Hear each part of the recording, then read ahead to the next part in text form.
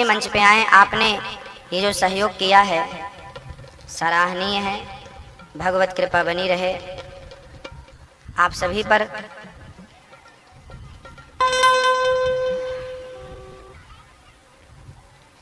धर्मो रक्षति रक्षिता, कहते हैं जब धर्म की रक्षा आप करते हैं तो भगवान आपकी रक्षा करते हैं। जोरदार ताली बजाइए।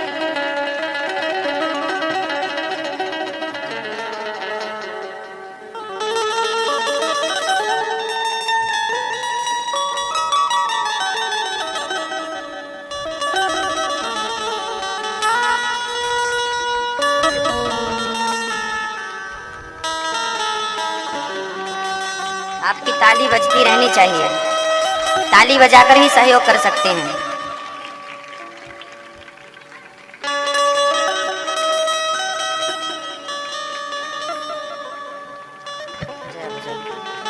भक्तों के लिए, इनके लिए भगवान से प्रार्थना करिए कि इन्होंने जितना दिया है धर्म के लिए कई गुना बढ़ाकर भगवान इन्हें दें, हजारों गुना करके दें। सुदामा जी के 2 मुट्ठी चावल याद रखिएगा। हम जितना देते हैं वो हम उससे कई गुना बढ़ के वही पाते हैं जो देते हैं।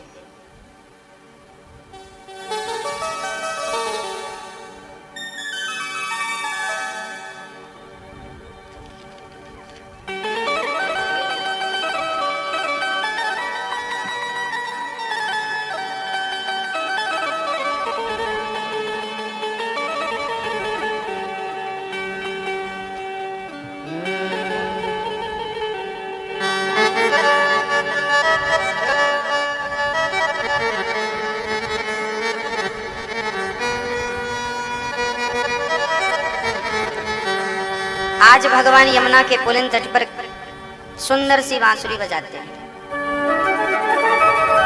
देखिए हमें एक बात याद आ गई, हम जो यहाँ पर करते हैं ना वही हमें प्राप्त होता है। कहते हैं अपने अपने कर्मों का ही फल हम सबको भोगना पड़ता है। अच्छा करते हैं तो अच्छा प्राप्त होता है, बुरा करते हैं तो बुरा प्राप्त होता है। कहते हैं दान करने वाला जहाँ भी जाता है, जिस योनि में जिस जन्म में जाता है, वो दान करने वाला धनवान बनता है। जितने लोग आज धनवान हैं इन्होंने कभी ना कभी किसी न किसी जन्म में दान जरूर किया है। दान करने वाले ही धनवान होते हैं, देने वाले ही धनी होते हैं, ना देने वाले ही दरिद्र होते हैं। इसलिए दानवीर कर्ण हमेशा दान करते थे। एक राजा के 3 मंत्री थे तो बहुत। 3 मंत्रियों को राजा ने एक झोला दे करके एक बगीचे में भेज दिया। मैया जी, ओ मैया, अब ध्यान से सुनियो। एक राजा ने 3 मंत्रियों को भेज दिया बगीचे में। तीनों को एक सा झोला दिया, तीनों को एक सा समय दिया। जाओ तुम्हें हम 4 घंटे का समय दे रहे हैं। 4 घंटे का समय है, झोला है और बगीचे में पके पके फल लगे हैं। राजा ने कहा मंत्रियों से जाओ ये सारे फल पके पके ताजे ताजे झोले में भर के ले आओ। तीनों मंत्री चल पड़े। एक मंत्री को लगा कि भर लेंगे, तो वहां पर जो बगीचे का मुखिया था, जो संभालता था, वॉचमैन, मंत्री उससे पूछने लगा, भाई कितना होता है यहाँ पर, कितना खर्च है, कितना प्रॉफिट है, सब पूछा। मतलब बातों में लग गया। दूसरा गया तो आम की छांव में बढ़िया ठंडी ठंडी हवा चली, उसे लगा समय है थोड़ा सा विश्राम कर ले, लेट गया।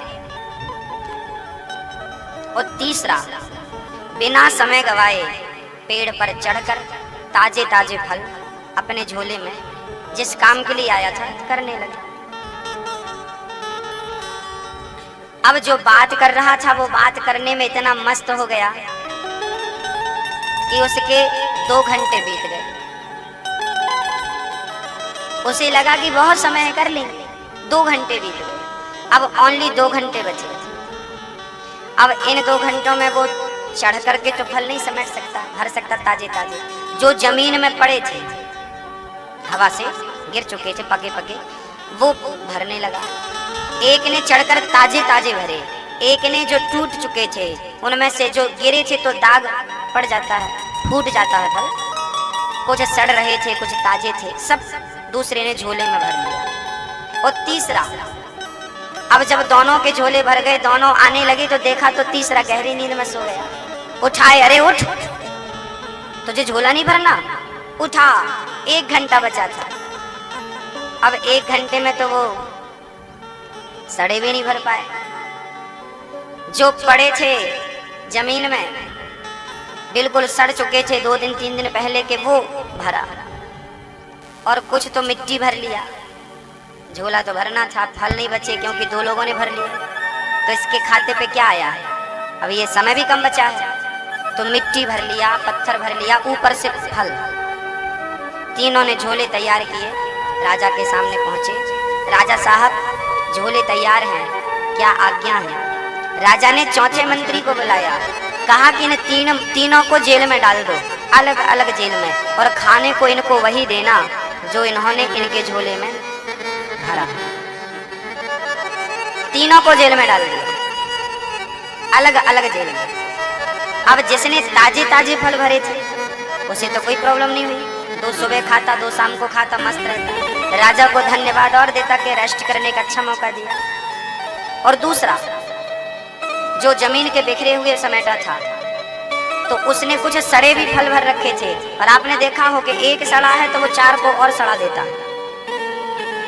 अब 2 दिन तो उसने बढ़िया खा लिए, अब बाद में उसके खाते पे सड़े सड़े आए। अब सड़े खाया तो बीमार पड़ गया।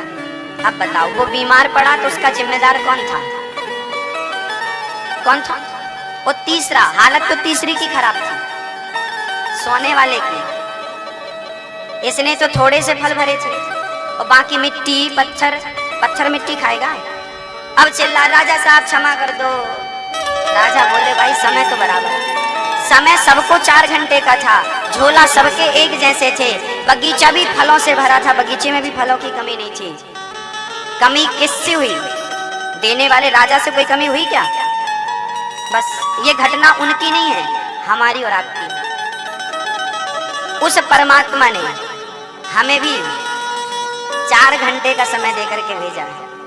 4 घंटे का मतलब है कि 100 साल के 4 भाग करें तो 25 25 25 25। हमें भी परमात्मा ने 4 घंटे मतलब 10 साल 20 साल 50 साल 100 साल का वक्त देकर भेजा है। कहाँ भेजा है? बगीचे में। संसार एक बगीचा है जहाँ अच्छाइयों के अच्छे फल भी हैं और बुराइयों के सड़े फल भी हैं। अब भेजा तो बराबर समय देकर था, लेकिन यहाँ आकर के कोई सो गया। कई लोगों को देखा होगा दिन रात सोते रहते हैं। कई लोग पंचायत करते रहते हैं, वो पंचायत करने लगे, दूसरा मंत्री। आप भी पंचायत करते हैं, बात करते, जिंदगी पूरी हो गई, आपकी बातें पूरी नहीं हुई। क्या हुआ? समय गुजरता गया। जब राजा के पास पहुंचोगे, मरकर जाओगे, भगवान बोलेंगे चलो बगीचे से क्या लाए हो दिखाओ, तो फिर आपको दिखाना पड़ेगा। और जो आपने यहाँ पर कमाया है, याद रखना मेरी माँ, मेरे भैया, मेरे दादाजी, जो आप लोगों ने यहाँ कमाया है, अच्छाई या बुराई, बस यही जो कमाया है, इसी का फल आपको अगली बार मिलने वाला है। अच्छे का अच्छा, बुरे का जो बोया है वही काटने वाले हो। गेहूं बोई तो गेहूं काटो, चना बोया चना काटो, आलू बोया आलू, जो हम बोते वही फसल हमें प्राप्त होती। अच्छा करेंगे तो अच्छा मिलेगा, बुरा करेंगे, दान करेंगे, जब आप धन देंगे तो आपको भी धनी बनाकर भेजेगा। जब आप किसी को हंसी खुशी देंगे तो आप भी हंसते रहेंगे, खुश रहेंगे, मुस्कुराते रहेंगे। और आपने किसी की हंसी खुशी छीनी तो फिर आपकी भी छीन जाएगी, आपका भी जीवन व्यर्थ चला जाएगा। इसलिए हमारी किस्मत कौन बनाता है? आपकी किस्मत कौन बनाता है मैया जी? ओ मैया, हमारी किस्मत बनाने वाला कौन है? कौन बनाता है? कौन बनाता है? भगवान नहीं बनाता। याद रखना, आज ईश्वर किसी की किस्मत नहीं बनाता। अच्छा एक बात बताओ, इंदौर में कोर्ट है, जज फैसला सुनाता है। यदि जज ने किसी को फैसला सुनाया कि इसे फांसी दे दो, तो क्या जज की उस अपराधी से पर्सनल दुश्मनी थी क्या? जज ने कह दिया फांसी दे दो इसे। अब बताओ, जिसे फांसी मिली है, क्या जज की उससे कोई दुश्मनी थी? कहो मैया जी, तो फिर फांसी क्यों दे दी भाई? जज को पाप नहीं लगेगा? किसी को मारना तो पाप है। और जज ने कह दिया इसे वाइज्जत बरी कर दो, तो एक को वाइज्जत छोड़ता है, तो जिसको छोड़ रहा है, क्या जज की उससे कोई रिश्तेदारी है? कहो ना। जज ने किसी को फांसी नहीं दी, जज ने किसी को वाइज्जत बरी नहीं किया। जज ने तो अपना जजमेंट रखा है। आपके गुनाहों ने ही आपको फांसी तक पहुंचाया है। आपके गुनाह, आप फांसी के तख्ते तक पहुंचे हैं, तो जिम्मेदार जज नहीं, आप हैं। बस आपके दुख का जिम्मेदार कौन है? मैया जी, आपके सुख का जिम्मेदार कौन है? आपके दुख का जिम्मेदार भी आप हैं, और आपके सुख के जिम्मेदार भी। जैसी करनी। अब यहाँ एक बहुत गंभीर प्रश्न खड़ा हो जाता है। यहाँ आप हमसे एक प्रश्न कर सकते हो। आप कह सकते हो कि महाराज जी, यदि अपने अपने कर्मों का ही फल सबको भोगना है, आपको भी अपने कर्मों का फल मिलना है, हमें भी अपने कर्मों का फल मिलना है, तो फिर भगवान की पूजा क्यों करें? है ना? ये प्रश्न है कि जब कर्मों का ही फल सबको भोगना है, तो अच्छा करेंगे तो अच्छा मिलेगा, बुरा करेंगे तो फिर भगवान की पूजा क्यों करें? क्यों हम कीर्तन करें? क्यों मंदिर जाएं? क्यों पूजन करें? क्यों? तो इस क्यों का भी उत्तर है। सुन रही हो मैया जी? ओ मैया, मैया ओ बोलो, इनसे सुन ले थोड़ी सी। राम राम।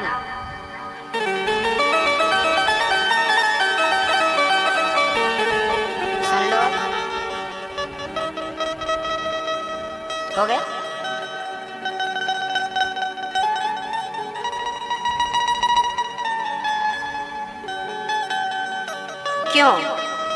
क्यों करें पूजा भगवान की? इस क्यों के उत्तर की ओर चलते हैं। एक गुरु जी के दो शिष्य थे। एक चेला गणिका के घर जाता था, वैश्या के घर। वैश्या नाचती थी, उसका मुजरा उसे बड़ा प्रिय था। एक चेला मुजरा देखने जाता था, और एक चेला सत्संग में जाता था, कथा सुनने जाता था। दोनों एक ही गुरु के शिष्य थे। अब देखिए,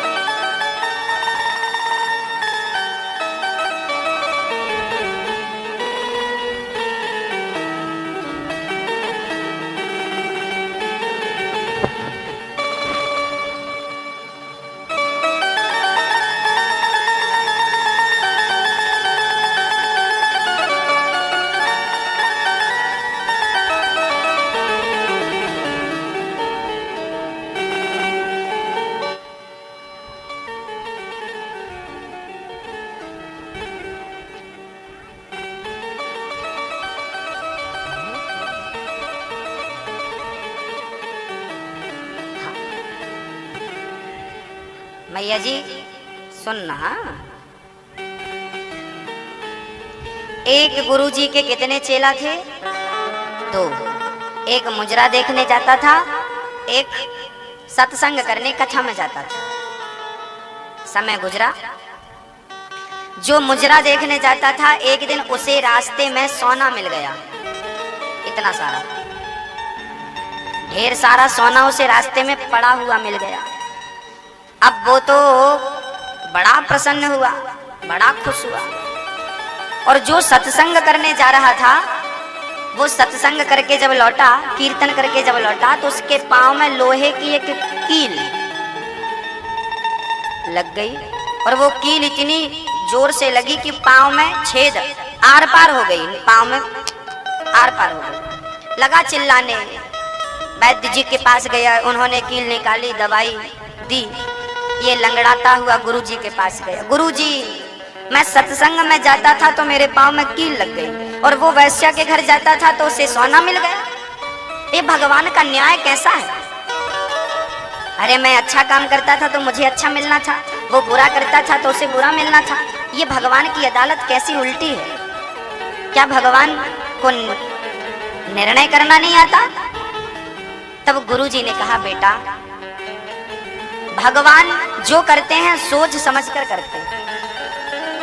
ईश्वर के हर कार्य में कोई ना कोई अच्छाई छिपी होती है। चेला बोला, गुरुजी मुझे तो कुछ समझ में नहीं आ रहा, मैं सत्संग करने रोज जाता था और प्रेम भी करता हूँ भगवान से, वो कील और घुस गई। लो, क्यों ऐसा? तब गुरुजी ने कहा, बेटा तू वर्तमान को जानता है, तू भविष्य को नहीं जानता। तू इस जन्म को जानता है, आगे और पीछे को नहीं जानता, जबकि भगवान सब जानता है। गुरुजी ने कहा, बेटा वो जो वैश्या के घर जा रहा है ना, उसे आज के दिन राजा बनना था, राजा। आज के दिन उसे कहीं का बहुत बड़ा राज्य मिलने वाला था, राज खजाना मिलने वाला था, लेकिन वो वैश्या के घर गया तो उसका पुण्य समाप्त हो गया, और अब थोड़ा सा ही पुण्य बचा तो भगवान ने थोड़ा सा सोना उसके पुण्य के हिसाब से दे दिया। और तुझे ये लोहे की कील लगी ना, आज के दिन तेरी मृत्यु होने वाली थी, आज तेरी जीवन लीला समाप्त होने वाली थी, पर तू सत्संग से जुड़ा था तो तेरी मौत को परमात्मा ने एक लोहे की कील में तब्दील कर दिया। उस परमात्मा लोहे की कील में डाल दिया। याद रखना, परमात्मा जो करता है उस कार्य के पीछे कोई ना कोई अच्छाई होती है। वो आपको नजर आए या ना आए वो अलग विषय है, होती जरूर है, अच्छाई होती है। तो मैया जी, हमारे कर्मों का फल तो हमें मिलता है, लेकिन जब भगवान का साथ लेकर चलते हैं, नाम लेकर चलते हैं, भगवान की ओर चलते हैं, तो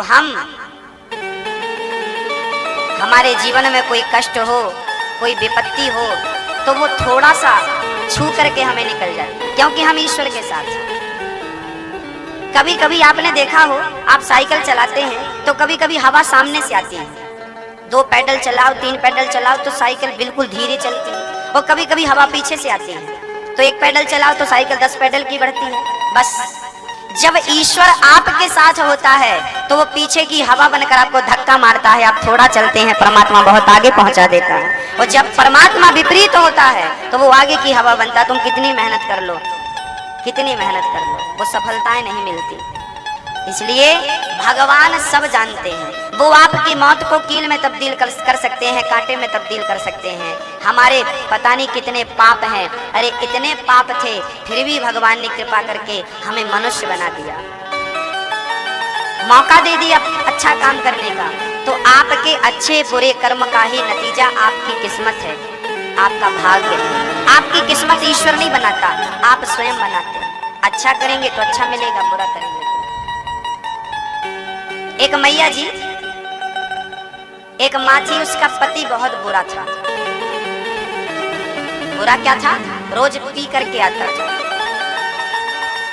और नहीं भी पीता था तो वो अपनी पत्नी को मारता बहुत था।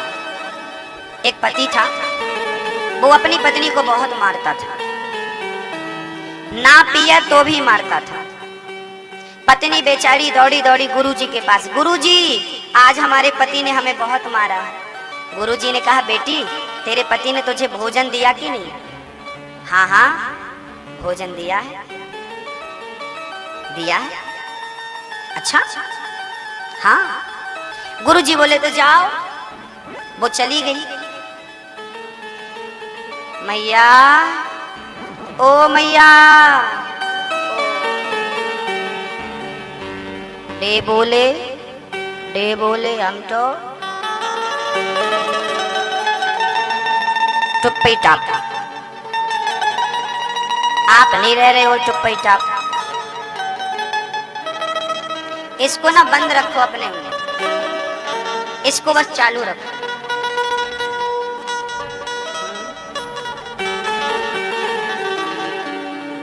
अब मैया जी सुना दें? ओ मैया सुना दो कथा। सब सुनोगी तो सुनाएंगे, तुम तो पंचायत में लगी हो, अब किसको सुनाएंगे? हो गई पंचायत तो सुनाए, बोल दो। एक स्त्री थी, उसका पति बहुत मारता था। गुरुजी के पास गई, गुरुजी पति ने बहुत मारा। गुरुजी ने कहा भोजन दिया? बोले हाँ दिया। गुरुजी बोले जाओ। दूसरे दिन फिर आई, गुरुजी आज पति ने बहुत मारा। गुरुजी बोले खाना दिया? हाँ दिया। गुरुजी बोले जाओ। तीसरे दिन फिर आई, गुरुजी आज तो बहुत मारा। गुरुजी ने बोला खाना दिया? अरे दिया खाना, ये बताओ मारा क्यों?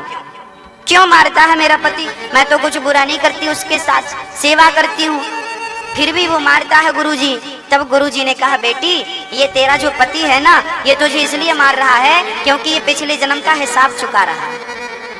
गुरुजी ये हिसाब मैं समझी नहीं। तब गुरुजी ने कहा बेटी, ये जो तेरा पति है, ये पिछले जन्म में तेरा पुत्र था, तेरा बेटा था। बेटा? हाँ, तू इसकी सौतेली माँ थी। सौतेली माँ जानती?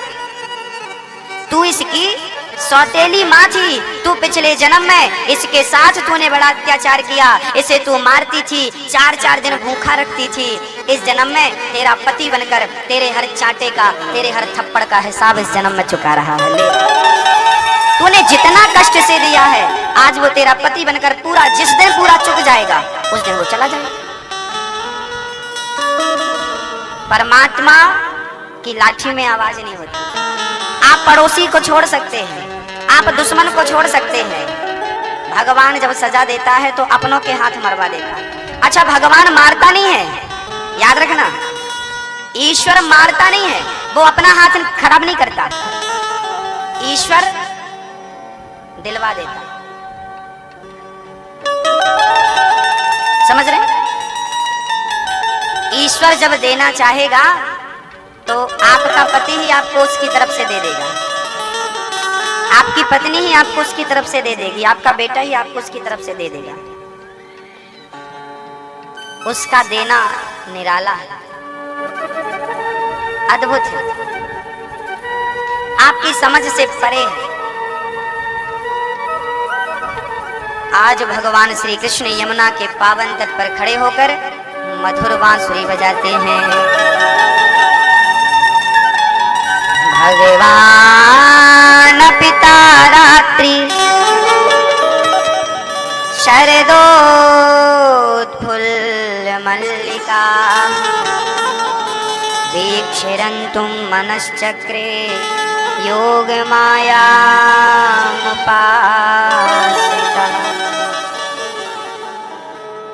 आज यमुना के पुलिन तट पर खड़े होकर मेरे श्याम सुंदर ने बड़ी सुंदर बंसी बजाई, बड़ी सुंदर बंसी। हम भगवान के रास की ओर ले चले आपको। उसके पूर्व हमारे श्री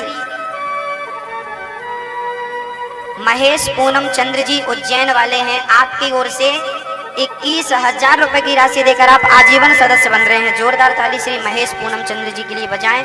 आप यहाँ उपस्थित हो तो मंच पे आए।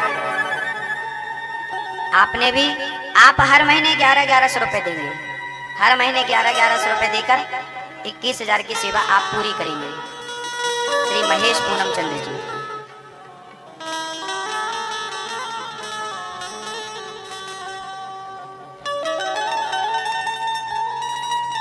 धर्म की ये गंगा है, डुबकी लगा लीजिए। भगवान इन्हें सुखी रखें, भगवत कृपा आप पर बनी रहे।